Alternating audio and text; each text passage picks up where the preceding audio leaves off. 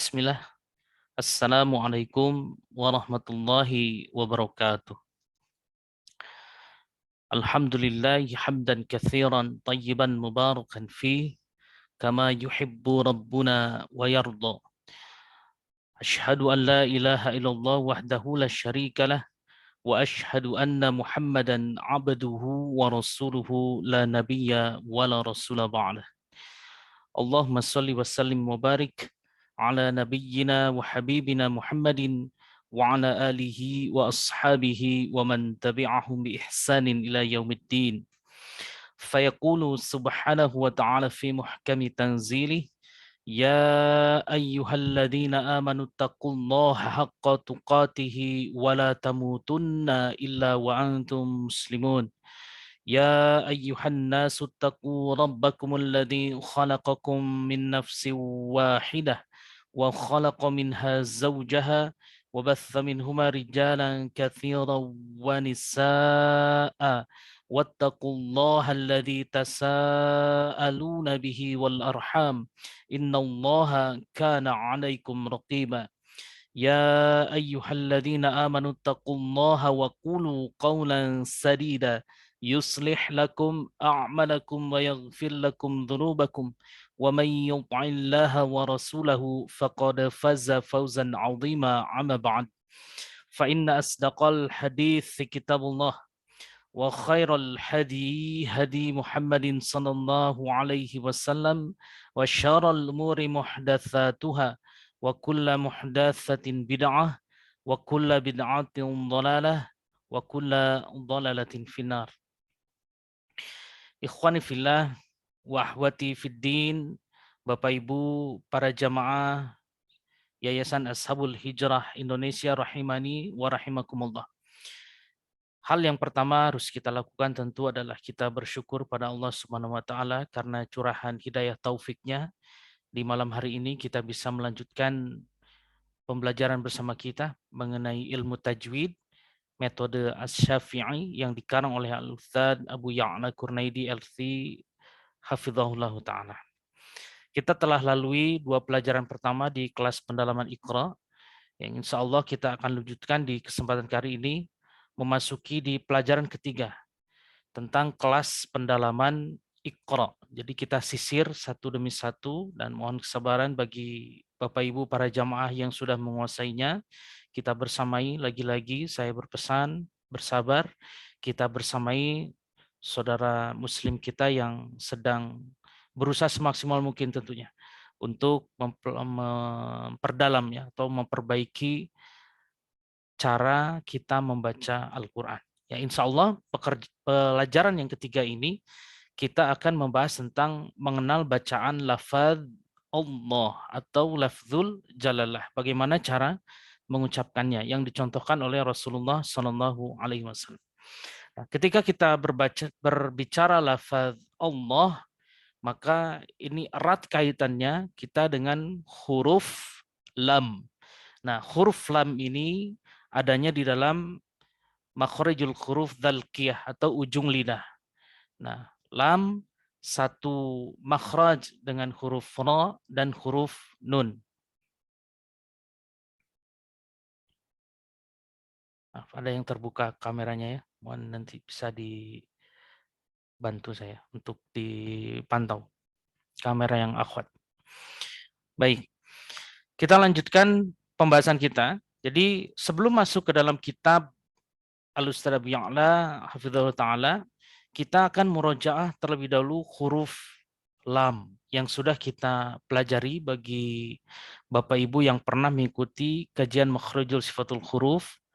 Jadi kita akan murojaah sedikit tentang Makhrijul huruf dan sifat huruf lam karena ini akan sangat berkaitan erat. Jika kita tidak memahami tentang huruf lam ini, maka nanti akan kesulitan untuk mengucapkan.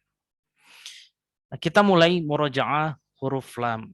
Huruf lam ini makhrujul huruf pada al-lisanu, tepatnya pada dzalqiyah atau ujung lidah. Nah, maksudnya di sini bagaimana cara membunyikannya? Yaitu dengan mempertemukan antara ujung sisi lidah sampai di depannya. Dengan gusi gigi geraham pertama gusi gigi taring, serta gusi gigi seri. Ya, seperti yang ada di gambar sebelah kiri dari deskripsi ini. Nah, ini yang harus pertama kali kita paskan posisi lidahnya sesuai dengan yang tadi sudah disampaikan dalam teori ini. Nah, kita akan lanjut di dalam memetakan mana yang harus disentuhkan ketika kita akan mengucapkan huruf lam. Yang harus disentuhkan berarti di sini adalah akhir sisi lidah, kemudian ujung sisi lidah. Jadi yang kuning ini harus menyentuh dengan bagian kuning yang ada di sebelah kanannya. Jadi dari dua ujung sisi lidah hingga ke akhir ujungnya bertemu dengan gusi atas di hadapannya. Jadi lam, lam bukan lam. Jangan sampai mengucapkan yang seperti itu. Kadang sampai digigit. Alhamdulillah. Nah, itu salah. Alhamdulillah gitu ya. Insya Allah itu cara membunyikan huruf lam. Nah, kemudian sesuai dengan pelajaran yang akan kita bahas, maka ini yang harus dikenali terlebih dahulu, yaitu makhrajul huruf lam yang tafkhim. Nah, kita tarik dulu di sini maksudnya apa? Lam tafkhim itu maksudnya adalah dengan mengangkat bagian belakang dari lidah. Bagian belakang dari lidahnya ini harus diangkatkan, dikeataskan. Dan bagian tengah dari lidah kita terdapat permukaan cekungnya. Nah, seperti ini. Allah, nanti akan tercipta lekungan atau cekungan yang ada di bagian tengah dari lidah kita. Tanpa mengubah posisi huruf lam yang aslinya. Mana yang posisi huruf aslinya? Yaitu ujung lidahnya. Makanya disebut dengan dzalqiyah. Fokus menjaga makhraj huruf lam adalah ujung lidahnya yang ditempelkan di sini. Ya, ditempelkan di, kita lihat di sini, gusi gigi geram pertama, gusi gigi taring, serta gusi gigi seri. Kalau ini tidak terpenuhi, maka kita gagal dalam mencapai makhraj huruf lam atau mengucapkan huruf lam. Nah, begitu. Jadi satu lagi, jangan sampai membulatkan bibir karena tidak ada kaitannya dengan bibir kecuali huruf-huruf yang berharokat domah. Ya, maka itu boleh dibantu dengan untuk menyempurnakan harokat, dibantu dengan memajukan atau membulatkan bibir untuk kesempurnaan harokat, bukan dari sifat huruf itu sendiri. Nah, ini teori tentang tafkhim. Ada lagi yang seperti yang sudah kita ulas, istilah tafkhim ada sinonimnya itu taghlidh. Jadi tergantung nanti yang dipakai dari mana. Bukunya apa, kitabnya apa untuk menambah wawasan kita. Jika ada istilah taghlidh, maka itu sama atau similar ya dengan istilah tafkhim. Nah, ada di beberapa buku yang menyebutkan bahwa istilah tafkhim ini hanya untuk huruf ro. Jadi kalau untuk huruf lafzul jalalah disebut dengan taghlidh, ada di beberapa kitab, tapi intinya sama, insya Allah. Ya, insya Allah sama. Baik, yang populer di Indonesia yang mana? Itu yang dengan istilah tafkhim, ya, insya Allah dengan yang kita tuliskan di sini. Baik, kita lanjutkan.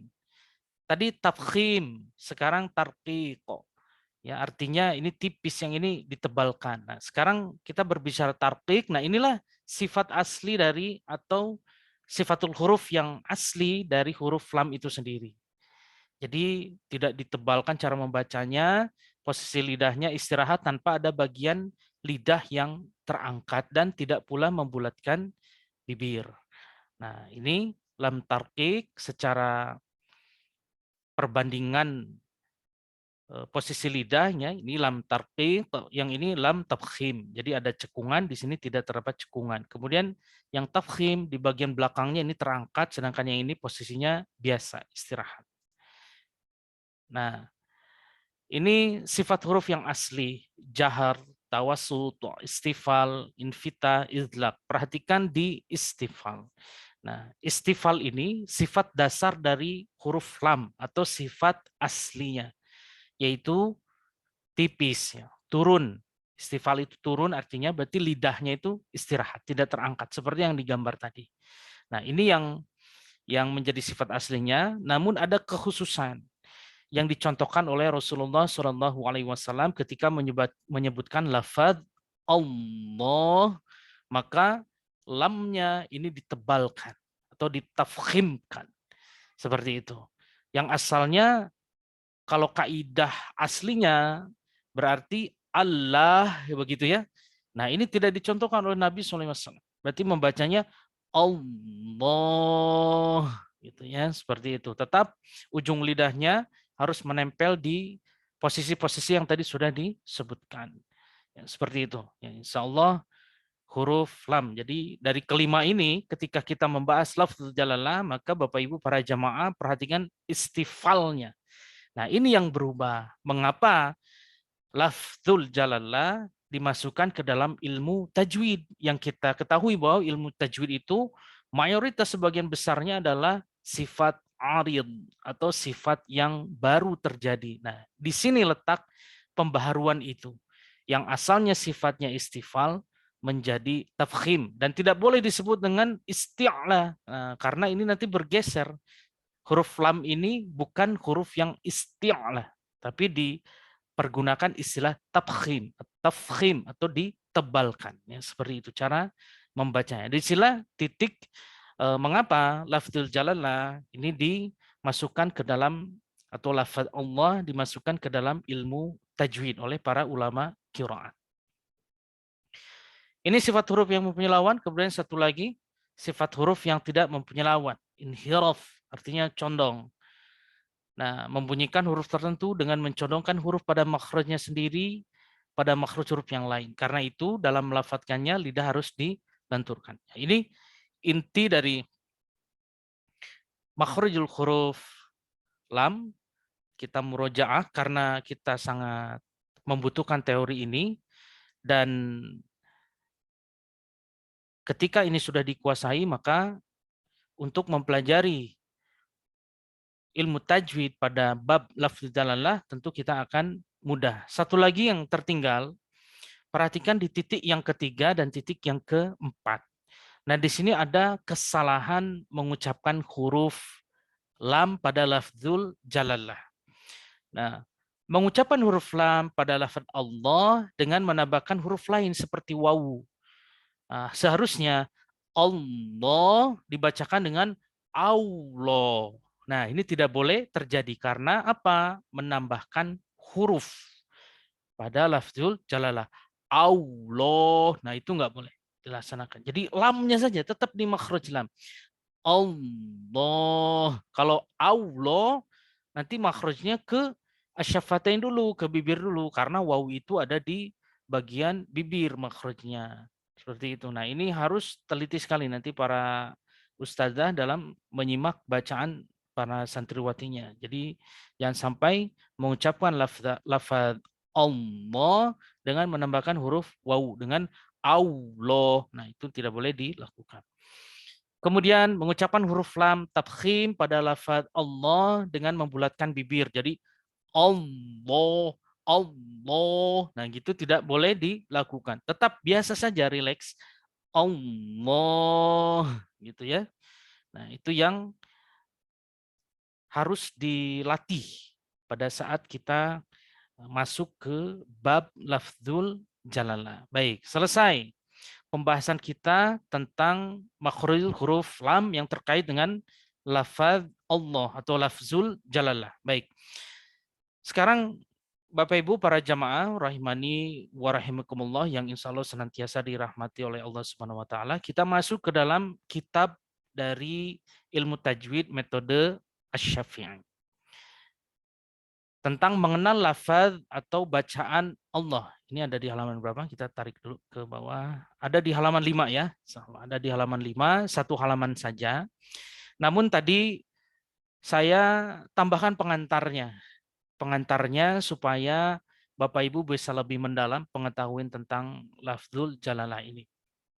Nah, baik kita bahas satu persatu. Di sini ada penjelasan singkat dari Al-Mu'alif, dari pengarang kitab ini adalah lafaz Allah apabila diawali atau huruf sebelumnya berharokat fathah atau dhamma, maka dibaca tafkhim, menebal, seperti tadi yang sudah dijelaskan di dalam slide makhrijul huruf atau sifatul huruf dari lam itu sendiri. Nah, kita lihat di sini, ini ra'sus shad ketika ada alif lam seperti ini di awal atau kita akan ibtida di sini memulai bacaan, maka ini kita baca dengan harokat fathah. Nah, fathah sebelum lafaz Allah, lam jalalah di sini, maka harus dibaca dengan tafkhim. Kita contohkan Allah, ya, bukan Allah atau Allah. Nah, bibirnya tidak membulat dan tidak boleh ditambah huruf waw, itu salah. Ya, kita ulangi yang salah, tidak boleh dilakukan. Allah, nah, itu tidak boleh. Misalkan mau takbir pada saat sholat, Allahu Akbar. Nah, itu berarti menambah huruf waw. Nah, sudah salah. Atau Allah, Allahu la ilaha illa huwal hayyul qayyum. Jadi Allah itu salah. Tetap makhraj lam, dal kia, ujung lidahnya. Allah. Nah, kita contohkan di kalimat yang berikutnya, yang ditulis oleh pengarang. Wallah. Kemudian ayatullah. Kemudian Rasulullah. Terus innallah. Kemudian kita bacakan lagi barakallah. Kemudian kalimat yang berikutnya radhiyallah. Kemudian nasrullah. Nah, itu yang harus dilakukan dan dilatih. Allah random di sini. Radhiyallah.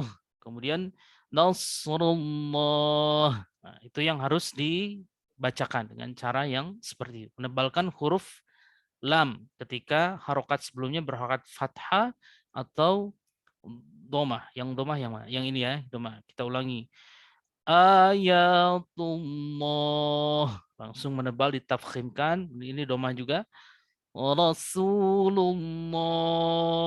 Nah, seperti itu cara membaca lafzul jalalah atau lafaz Allah. Kemudian selanjutnya, lafaz Allah apabila huruf sebelumnya berharokat kasrah, maka terhukumi tarqiq atau tipis. Jadi tidak ada perubahan atau tidak ada sifat arid pada huruf lam tersebut. Jadi sesuai dengan sifat lazimnya. Huruf lam, sifat aslinya. Tidak ada yang ditebalkan. Contoh di sini, Alhamdulillah. Nah, insya Allah di teori yang tarkik ini tidak ada masalah ya, Bapak Ibu, karena tidak ada perubahan apapun yang di situ. Jadi sesuai dengan aslinya.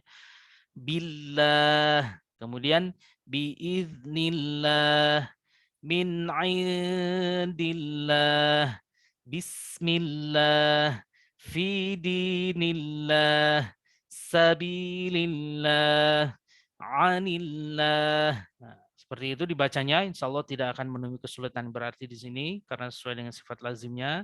Ada catatan di sini dari Al-Mu'alif, kita baca bersama. Pada setiap lafaz Allah terdapat huruf mad yang harus dibaca panjang 2 harokat pada saat tafkhim tebal maupun tarqiq atau tipis. Nah, untuk kehati-hatian kita baca dengan 2 harokat. Nah, ini yang dicontohkan di sini, ini khat atau tulisan Quran Madinah. Nah, tulisan Quran Madinah pada lafaz Allah ini, lam di atas harokat, fathah di atas tasydid huruf lam ini dalam bentuk fathah yang biasa saja, bukan fathah yang berdiri. Nah, di sini ada catatan, walaupun di sini harokatnya biasa seperti ini, karena ini basisnya adalah tulisan Arab dari tulisan Al-Quran cetakan Madinah, maka tetap dituliskan dengan harokat fathah yang biasa, bukan fathah yang berdiri. Nah, di sini catatannya tetap, walaupun ini tidak berdiri, khusus di lafadz Allah, maka harokat fathah ini dibaca dengan 2 harokat. Nah, insya Allah demikian yang bisa disampaikan teori mengenal bacaan lafaz Allah, dan semoga bermanfaat. Kita tutup dengan doa kafaratul majelis. Subhanakallahumma wa bihamdika asyhadu an la ilaha illa anta astaghfiruka wa atubu ilaik. Assalamualaikum warahmatullahi wabarakatuh.